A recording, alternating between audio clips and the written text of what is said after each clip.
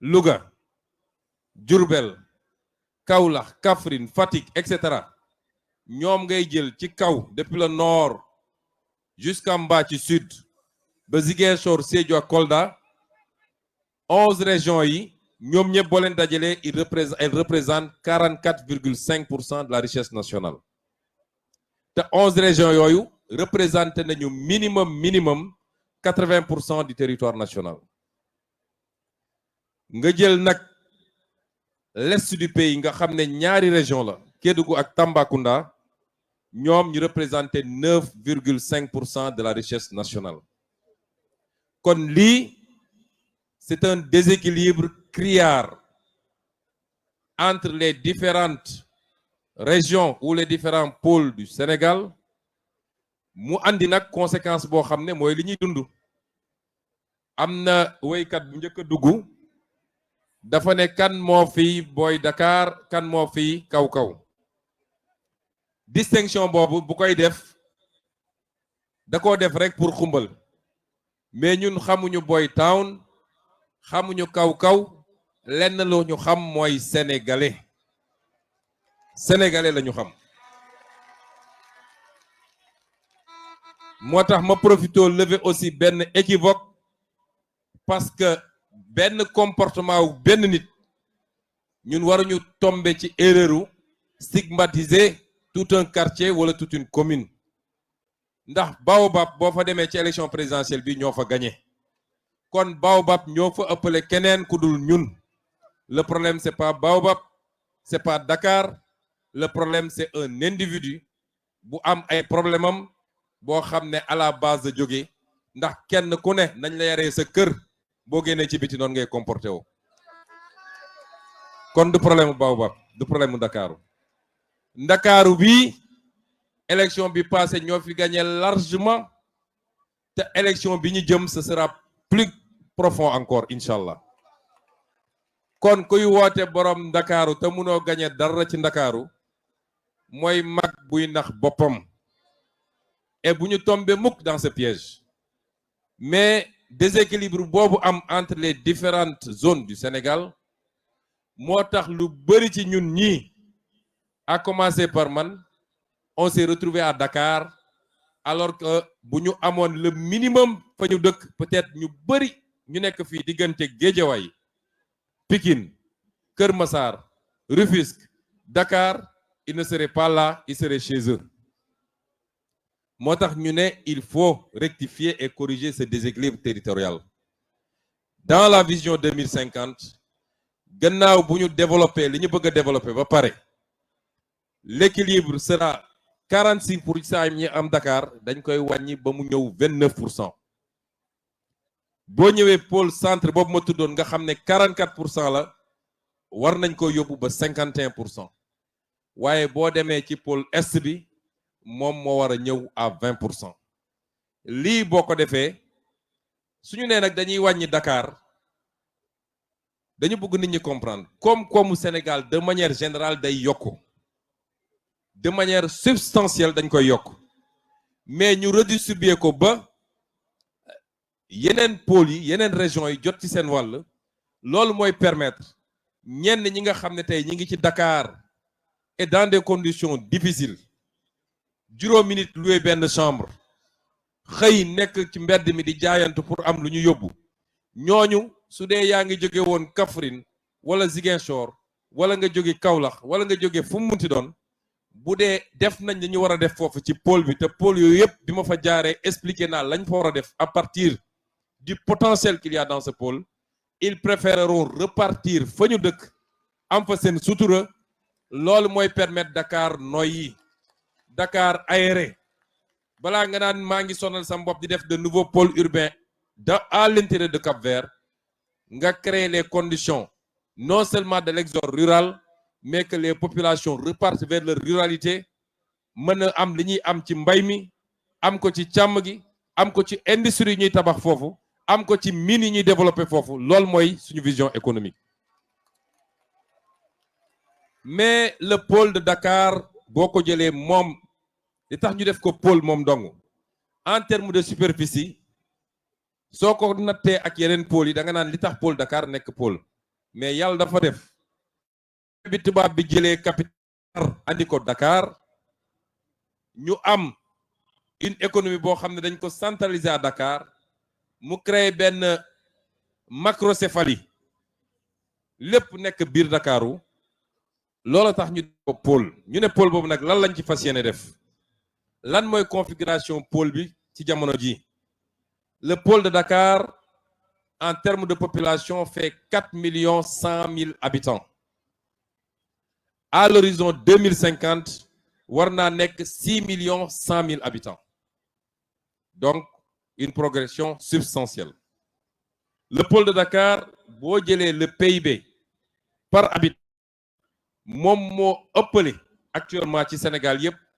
parce que c'est 1,8 million francs par habitant looloo tax nag ñëpp jóge ci biti parce que yeneen pôle yi ay 400 000 francs nga fay fekk ñi ci gën a bëri le 600 000 francs y'a que le pôle est muy Kédougou ak Tamba moo egg 1 million rond mais 1 million boobu mooy 1 million sur le papier parce que or bi fa am ba tax ñu egg foofu xam ngeen ni or bi Sénégal gisu ci dara kon théoriquement c'est 1 million mais population Tambacounda population Kédougou boo leen doon seet ñoo gën a ndóol ci Sénégal ndax gisuñu xaalis bi nga xam ne moo jóge ci or bi moo jóge ci yeneen yi ñuy exploité foofu marbre bi mi ngi foofu ñu koy exploité ak yeneen ñu ne à l'horizon 2050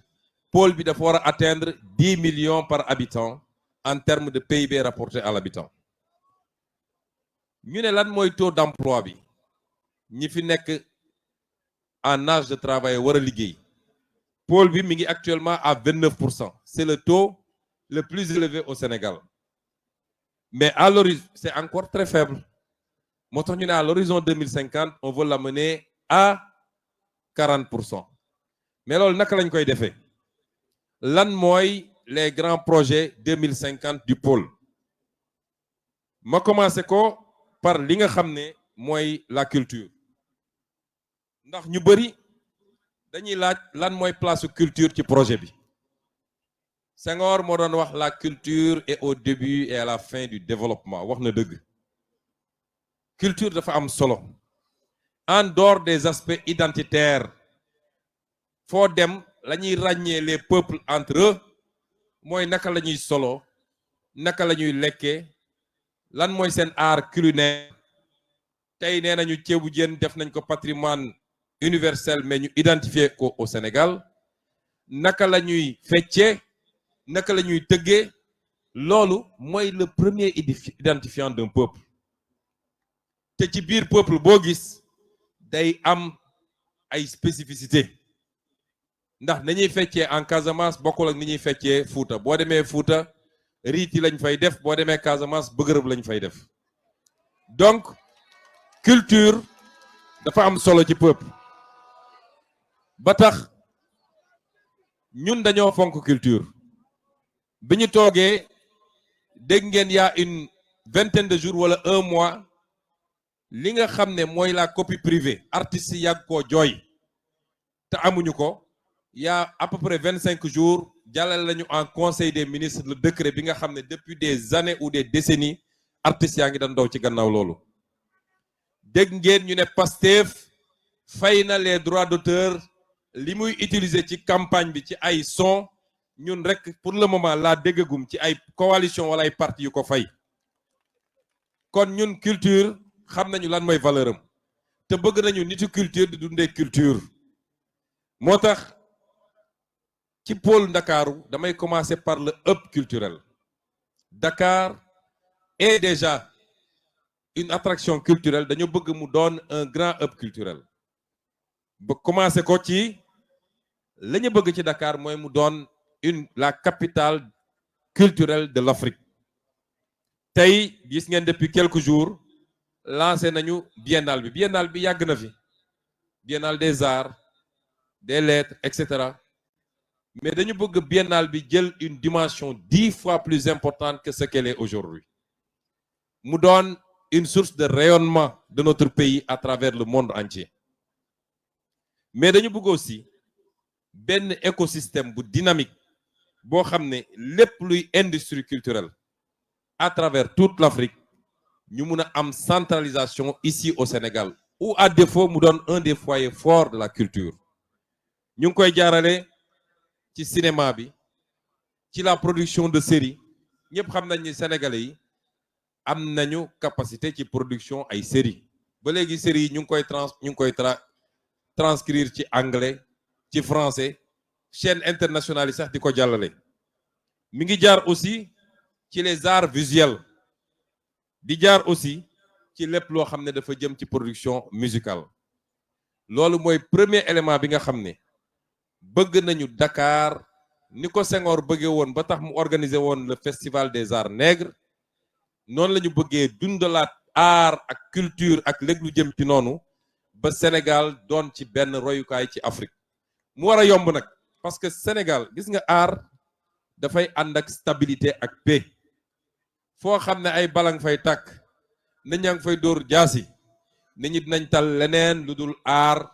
lu dul fecc lu dul peinture ak yeneen mais Sénégal am na stabilité démocratique nu mu métti on parvient à faire des alternances mu jaar par les urnes kenn musul dégg coup d'état au Sénégal kon tey li ñeneen ñàkk te ñu ñaanal leen ñu am ko ndax ñun panafricain la ñu jàmm la ñu bëgg ci continent bi mais en attendant loolu di am nous avons utilisé lii nga xam ne pour capter tout ça ñaareel bi mooy on veut que Dakar soit un hub du savoir de la science de la technologie de la production scientifique loolu tey am nañu un petit avantage yéen a ngi gis ni ay xale dinañ jóge Congo jóge ba Cameroun jóge yeneen réew yi di ñëw jàng si fii Sénégal parce que am nañu ay institut de formation yoo xam ne qualité bi mu am pour le moment eggagul qualité bi ñu bëgg comme les pays développés mais raw na lu bari ci pays yi nga xam ne rawatina ñi nga xam ne ñoo bokk langue bi ñuy gën a utiliser muy la langue française ñu bëgg donc ce hub du savoir par la promotion d'écoles de renommée ñu gën koo travailler bëgg nañu mu doon un hub des métiers du savoir également par le conseil et l'ingénierie Sénégal am nañu ay boroom xam-xam réew yu bari bu ñu bëggee def ay consultation ay Sénégalais lañu jël si suñu cabinet d'expertise yi expertise comptable expertise financière expertise fiscale lépp am na fi amuñu dara loo xam ne war nañ ko nawee yeneen réew yi ñu bari études yi ñu bëgg a def dañuy ñëw jël si les compétences sénégalaises loolu nag waruñu nelaw ba avantage boobu ñu perte ko pour cela il faut que tous ces métiers de conseil d'ingénierie les métiers judiciaires les métiers de la finance de la comptabilité les métiers qui tournent autour des hydrocarbures ndax am nañu tey pétrole am nañu gaz ak lépp lu jëm ci mine on doit produire des spécialistes dans tous ces métiers les meilleurs experts de l'Afrique mu jëriñ ñu d'abord suñu réew mais ñu mun koo exporter comme savoir-faire parce que gis ngeen le savoir immatériel mooy xam-xam boo xam ne du loo mën a téye nous sommes dans cette économie là yéen a ngi dégg ñu naan l'économie du numérique tey boo jëlee li ñuy tuddee les majors en matière d'hydrocarbures da ngeen di dégg ñu ne BP da ngeen dégg ñu ne Total da ngeen dégg ñu ne Shell ainsi de suite gis ngeen ñooñu ñëpp boo leen dajale seen chiffre d'affaires mennum Google moo leen ëpp su chiffre d'affaires xam-xamu ëllëg mooy xam-xam bi nga xam ne wala économie ëllëg mooy économie bi nga xam ne ci xam-xam lay jóge ci xel lay màcc soo déggee ñu ne les GAFAM Google Facebook Amazon etc yooyu yëpp c'est le savoir immatériel du ñëw jël ay pelle di gas donte loolu am na njëriñ ci réew mi du pétrole du mine waaye loolu yëpp ci xel la jóge ay bouton ngay toog di ko cliquer mu jur tout de suite ay milliards Chine mi rattrapé retardam ba tey c'est le seul pays boo xam ne maîtriser na la technologie du 5G tubaab bi di bëgg a rey seen bopp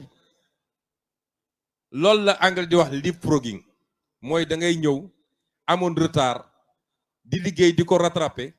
ba ñëw ci benn secteur nga commencé di dépasser ñi nga xam ne ñoo téye woon réew àdduna bi loolu la ñu bëgg ci Sénégal nañu gëm suñu bopp dañu bëgg a former dans ces métiers extrêmement importants de la matière grise te loolu mi ngi jaar ci Sénégal am nañu déjà ay doomu Sénégal yoo xam ne ña nga États-Unis ña nga Chine ña nga Europe ci secteur névralgique yooyu ñoom ay références lañ fa ñu leen ci jox ay prix on va organiser le retour au bercail de ces matières grises ñu ñëw fii Sénégal ànd ak jeunes yi encadré leen ba ñu mun a am li ñu bëgg ci nekk les pionniers en Afrique dans un premier temps mais dans les décennies à venir nekk parmi les premiers ci secteur yooyu Dakar moo war a nekk le centre le foyer de cette économie immatérielle Dakar war na nekk un hub touristique nekk na ko ba noppi mais dañ ko bëgg a renforcer peut-être am na ay zones du Sénégal qui ont une capacité plus importante en matière touristique mais Dakar a été la capitale de l'AOF Gorée mi ngi fii à côté ñu war a continuer di def promotion parce que c'est l'histoire du peuple noir des périodes les plus délicates et les plus difficiles de ce peuple noir moo tax le devoir mémoriel bu leen kenn nax quand Ousmane Sonko parle de devoir mémoriel wax ko parce que dafa contre France wala keneen waaye il faut que suñuy doom xam ce qui s'est passé parce qu'un peuple qui oublie son histoire est un peuple qui tôt ou tard va subir à nouveau la domination li tax ma ne tey fii biir Ndakaaru waratuñu am tali bu tudd général de Gaulle wala maréchal Foch wala xawma lii wala lii wala lii loolu dafa war a jeex Sénégal devoir mémoriel pourquoi on a insisté pour que Thiaroye 44 ñu célébrer ko cette année comme on l'a jamais célébré pour que l'histoire de la colonisation une domination sauvage avec des exécutions un pillage de notre continent que nit ñi xam ko loolu la tubaab bi bañ a dégg waaye dinañ ko dégg de tey boo demee Europe boo waxee lu jëm ci Europe boo fa nekkee ku tudd sax lu jëm ci la juif yi dajoon wax ni affaire bi doy na waar ñu ne la négationniste nga andil la ay problème yu dul jeex ba pare nee nañu ñoom li ñu def ñun kenn waru cee wax on va restituer à nos ancêtres leur dignité leur fierté parce que nag ëppoon nañ leen doole waaye nitu fulla la ñu woon nitu jom la ñu woon te xeex nañu lu ñu mënoon a xeex et donc il faut que ce pôle touristique et ce devoir mémoriel boo demee Chine xale bu am 8 ans en Chine boo ko ne lan mooy sa histoire da ngay commencer huit millénaires avant ne la ñun ba ñuy tabax muraille de Chine les Européens ne connaissaient pas encore la bougie moo tax ñoom ñu gëm ni dañu war a démouliner waat le monde soo gisee Cheikh Anta Diop ne ñu suñu histoire commencé wul avec la colonisation commencé wul avec la période médiévale mais ça commence avec la période antique avec l'Égypte antique bi ñu bëgg a gëmloo ni ay tubaab la ñu woon wala ay naar fekk ay nit yu ñuul la ñu woon tant que amuñu cette traçabilité ba xam ñun ñooy kan on continuera à être des complexés comme le sont la majorité en tout cas beaucoup d'intellectuels complexe bi ñu am vis-à-vis du tubaab te am ko léegi vis-à-vis de tous les autres et ça on doit tout faire pour que mu jóge ci mentalité sénégalaise yi wax naa léegi le hub numérique avec le parc technologique numérique bi nga xam ne le ministre Alioune Sall qui était là avec nous mu ngi koy gérer qui doit être le plus grand parc technologique d'Afrique te ñu ngi koy liggéey bu soobee yàlla fii à Diamniadio léegi mu yegg waaye yemuñu ci loolu mooy Dakar également dafa war a continuer nekk non seulement un pôle industriel mais un pôle agro-industriel pour mu am nag il faut que Dakar garde une partie de sa ruralité wax naa ko tey ci Sangalkam bu ñu juumee ba tout l'espace de Dakar ñu dagg ko def ko ay immeuble on aura privé Dakar d'un potentiel économique important donc toute la zone des Niayes commencé ko fii Technopole mu jëm ba Gorom il faut que ça garde sa ruralité pour que ñu continuer di fa def maraîchage di fa def pisciculture di fa def yeneen ak yeneen di fa def loo xam ne mun na alimenter le secteur industriel ici à Dakar c'est extrêmement important moo tax la spéculation foncière ak ñi ñu dem daggal leen suufu Dakaru gi wax naa ko tey Sangalkam nee nañu dañuy def pôle urbain mais sooy def pôle urbain c'est pour créer une capacité bu mun a désengorger Dakar tuuti mais pôle urbain boo xam ne bi ñu laajee liste yi muy dagg Xolpa Diamniadio boo ci laaj ñu ne leen ñi mooy la liste des attributaires président de la République 50 hectares ministre sangam 25 hectares ministre sangam 15 hectares gouverneur tant d'hectares loolu mooy pôle urbain moo tax lépp nag annulé nañu lépp récupérer nañ ko parce que duñu nangu alalu réew mi ñu koy séddoo dans ces conditions là kon Dakar a une grande capacité lim naa ci lu bëri munoon naa kon ne di ci wax ba fajar mais li ñu bëgg a xam rek mooy amaana li ñu war a def Dakar def ko à l'intérieur du pays buñ ko defee am na ñoo xam ne tey ñu ngi fii Ndakaaru ils vont faire mouvement vers l'intérieur du pays parce que la ñu bëgg a def Matam avec le phosphate li nga bëgg a def pôle centre avec l'agriculture li ñu bëgg a def pôle est avec pôle sud-est du moins avec l'or ay yeneen yi li ñu bëgg a def pôle centre avec ëpp yi ñu bëgg a def ci hydrocarbures yeneen ak yeneen les populations vont se déplacer ñu gën a mën a defar dëkk bi am une capitale qui répond aux normes de toutes les capitales mais pas une capitale boo xam ne ñetti oto bu ci dawee embouteillage am lii mooy programme bi pour Dakar am na yeneen yoo xam ne bëgguma ko développer parce que on sera là jusqu'à 3 heures du matin mais deuxième point bi ma bëggoon aborder ak yéen jeunesse du Sénégal particulièrement deuxième point bi ma bëgg a aborder ak yéen mooy li jëm ci nationalisme dafa am idéologie bu ñuy tuddee nationalisme réew moo buñ ko mës a développer ba sori la may yàq ci réew moomu mooy ëpp li muy defar ci réew moomu nous ne sommes pas des nationalistes nous sommes des patriotes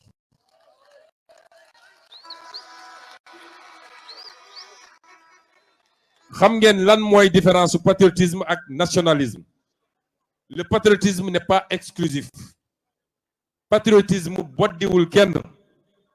patriotisme newul diw dama lay dàq soril patriotisme dafa ne sama bopp la gënal tekkiwul ni dama laa bañ ñaar yooyu bokkul réewu Sénégal jeunes yi laay waxal réewu Sénégal réew bu ubbeeku la réewu teranga la réewu tolérance la waaye du réewu ostracisme du réewu boo xam ne da ngay joxoñ l'autre indexé ko ne moom mooy la source de tous tes problèmes te tegoo ko ci xam-xam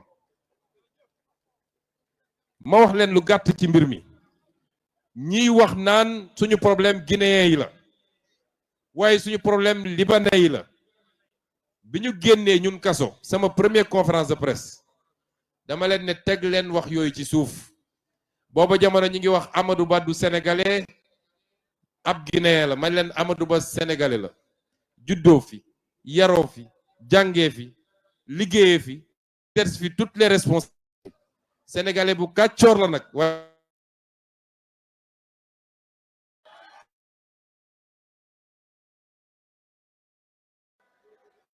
moo tax affaire yooyu nañ ko bàyyi ñooñu di wax loolu su ngeen leen ne woon ñaata étranger moo ne Sénégal man dinaa leen jox chiffre waaye dama waroon bàyyi rek bañ a jox chiffre yi fu ngeen dajeeg ñoom nee leen ñaata sénégalais ñaata étranger ñoo ne Sénégal ñu leen mën a wax ñaata étranger moo ne Sénégal ma jox leen des chiffres concrets nga xam ne recensement ANSD bii ñu def bu mujjee bi moo joxe chiffres yooyu bu ma ci daanelee di ngeen mën a xam ndax seen problème mi ngi jóge ci ñooñu wala déet. Population Sénégal dernier recensement bi 18 millions 126 000 habitants la 18 millions 126 000 habitants. Étrangers yi boo leen dajalee ñoom ñëpp ils font 207 791 soit 1,1% de la population sénégalaise. lii mooy statistique yi xam nga suñu leen nee ñii mat nañu 3 millions newoon nañu population guinéenne bi mat nañu 3 millions te ñoom ñëpp Amadou Ba la ñuy votel xanaa kay 3 millions de Guinéens bu ñu votoon Amadou Ba Bassirou Diomaye Faye du dégg wiw yéen ñi seeni quartier 3 millions sur 18 millions xam ngeen lan la c'est 1/6, ça veut dire juróom benn kër yoo gis benn bi étranger la war a doon. Est-ce que fii Guédiawaye juróom benn kër yu benn bi étranger moo ko moom c'est-à-dire nañu waxante dëgg te di wax lu yenu maana. Est-ce que Sénégal faut tourner peut-être ñu bëri Ndakaaru la ñuy yem Ndakaaru am na quelques étrangers demal Touba Mbacké demal Kaolack demal Guinguinéo demal Fouta di nga dox lu yàgg doo gis benn étranger. kon ku leen gëmloo ni étranger yi ay milliards lañu fii Sénégal dañuy wax lu ko neex. ñun ñii di sénégalais ay tukkikat lañu parce que dañuy utiliser ay arguments yoo xam ne mun na jural sénégalais yi nekk bitim réew ay problème nañu def attention de. Est-ce que xam ngeen ñaata sénégalais ñoo ne bitim réew? On a entre 750 000 et 900 000 sénégalais qui sont hors du Sénégal. Imaginez 900 000 sénégalais bu ñu leen tuuroon Sénégal tey fa ñu ne ñu ngi fa am seen sutura di yónnee ñu bëri ay famille ñu leen di dimbale. Sénégalais ñi ngi fii biir Afrique de l'Ouest bëri fi boo demee Mali di nga fa fekk sénégalais boo demee Guinée di nga fa fekk sénégalais boo demee Gambie di nga fa fekk sénégalais boo demee Côte d'Ivoire di nga fa fekk sénégalais. kon nañu def attention boo ci dollee nag ñun panafricanisme la ñu woote. kon am na loo xam ne buñ ci soree ba sori yéen a ngi dégg France ñu naan extrême droite bu ñu xëyee dal ci africain yi wala étranger ne suñu malheur yëpp ci ñii la jóge suñuy mbokk di ko dund mu métti lool ñu xam ni ñenn ci ñoom bu ñu gañe woon boo moytul dañu leen di lem ak seeni bagage yu ñibbisi. kon ñun bu ñu commettre les mêmes erreurs lenn moom dina am fii ci réew mi mooy dinañu contrôler kan mooy dugg ci réew mi ak kan moo génn ci réew mi loolu dinañ ko contrôler. ngeen déglu ma bu baax rek man li ma yàgg a wax mooy on doit appliquer la réciprocité. man réew boo xam ne balaa ma fay dem danga may laaj visa balaa nga dugg Sénégal da nga war a am visa man loolu laa gëm te duma ko laam-laame moo xam France nga tudd moo xam États-Unis moo xam bu dee bu may dem sa dëkk dinaa dem ambassade suba ak ngoon nga laaj ma xaalis léeg-léeg nga delloo ma ne ma joxuma la te téye xaalis bi doo ma ko delloo kon yow booy ñëw sama réew da nga war a fay visa loolu mooy yoon. muy benn ñaareel bi étranger yi nga xam ne ñi ngi biir réew mi même ñi nga xam ne c'est dans le cadre de la CEDEAO parce que xam ngeen ni dañoo bokk espace bu tudd CEDEAO mu am liberté d'aller et de venir au sein de la CEDEAO waaye war nañu mun a am benn carte buy identifier képp kuy étranger ba ñu xam ni kii étranger la ci biir réew mi loolu lu ñuy liggéey la Assemblée nationale. ñetteel bi muy lu am solo mooy état civil bi man nekkoon naa maire jàpp naa ay nit ci état civil ñuy def lu dul noonu ma ne ñii dama leen di yóbbu tribunal mais état civil bi problème yi ñu ciy wax jeex na parce que am na programme boo xam ne ñi ngi ci dernière phase bi def nañ ci 19 milliards pour la numérisation de tout l'état civil ba nga xam ne dootul doon benn agent buy toog fii di génne ay papier mais lépp dañ koy programmer sur ordinateur ba nga xam ne kenn mënatul jaay kayit kenn loolu dinañ ko liggéey mais bu loolu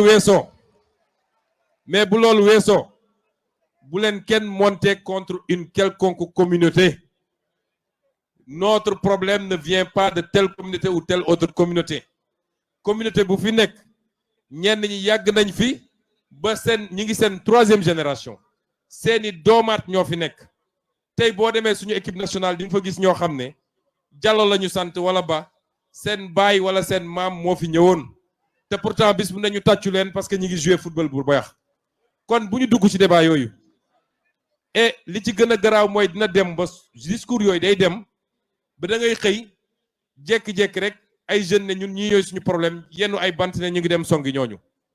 bu ñu mus a dugg ci loolu. Nous sommes un peuple civilisé, un peuple ouvert sur le monde, un peuple responsable,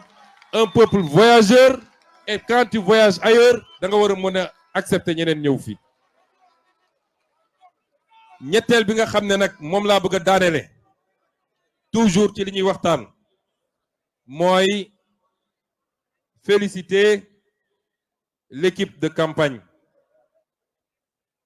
Féliciter l'équipe de campagne. Commencez par monsieur le directeur de campagne Fadilou Keïta ak son adjointe Jamila Diallo. Féliciter ñi gérer sécurité bi. Dama bëgg ngeen tàccul ma bu baax ñi gérer sécurité bi. Jàmbaar lañu. Ma féliciter également ñi nga xam ne ñi ngi ci liggéey bi te kenn du leen gis d'habitude mooy ñi yor communication bi yépp équipe digitale bi ak ñeneen féliciter ñi nga xam ne ñoo yor machine électorale bi te kenn xamu leen muy waa Senop ma bëgg ngeen tàccu leen bu baax waaye ñi nga xam ne nag ñu leen di wooye les patriotes riders ñi yor seen moto dama bëgg ñoom it ngeen tàccul ma leen bu baax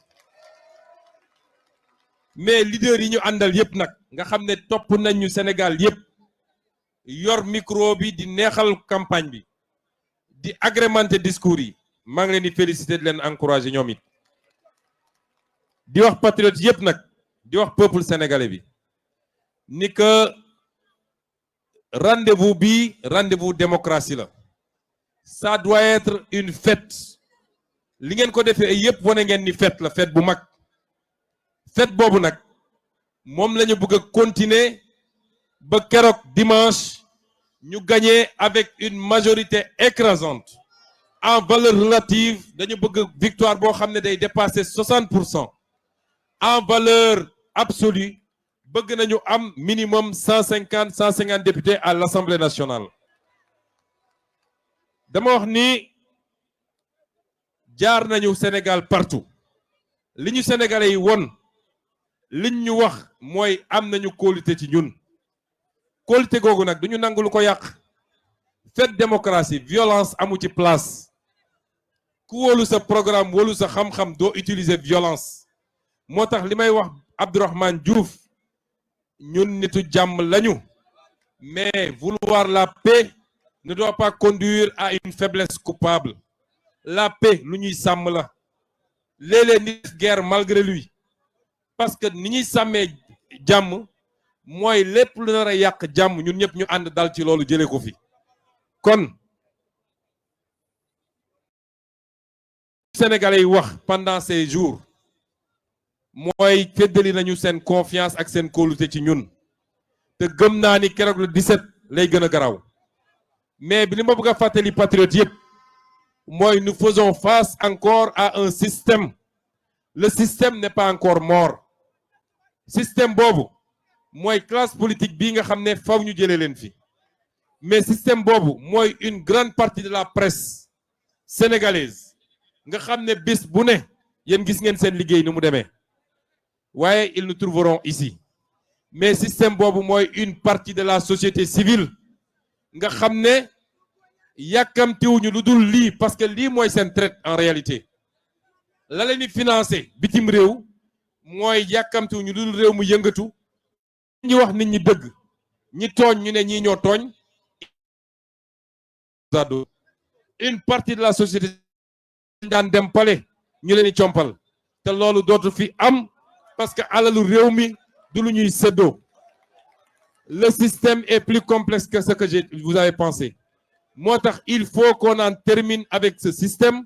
te mi ngi jaar par une victoire écrasante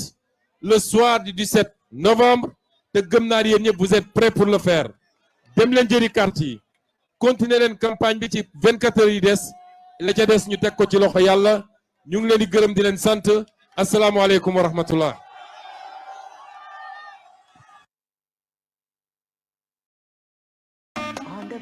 askan wi la joxoon